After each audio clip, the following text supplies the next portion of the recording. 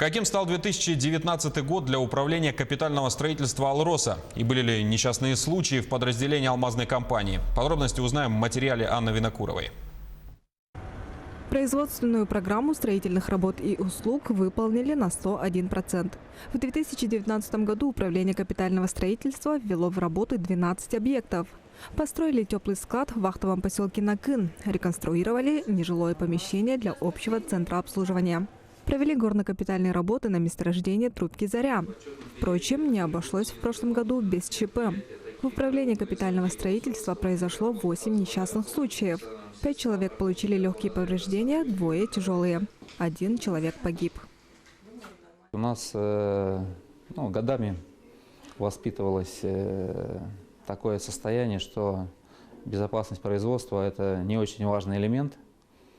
И зазорно даже было, например, работать в каске или в ремне монтажнику. Вот, то есть эти элементы, они были таким пренебрежительным, и к нему относились, что неужели ты такой специалист неквалифицированный, что пользуешься такими вещами.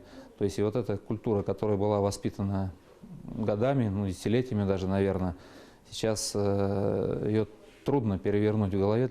Коллектив УКСа – это более 1800 сотрудников. Большая часть из них – молодежь, активно участвующая в общественной жизни предприятия и алмазной компании. Мы всегда участвуем, то есть не только УКС, мы всегда совместно со всеми нашими структурными подразделениями, СУАМ, СТАТМ, МСШСТ. Молодых специалистов у нас много, все активные. То есть всегда, когда есть какое-то мероприятие, мы всегда принимаем активное участие. То есть в стороне мы никогда не остаемся. В 2020-м основные задачи для УКСа – провести работу на подземных рудниках «Алроса». На интернациональном строителям нужно получить доступ к участку кимберлитовой трубки.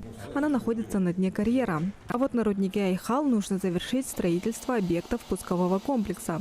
А в конце года обеспечить тракт выдачи руды. Анна Винокурова, Алексей Меркулин, телеканал «Алмазный край».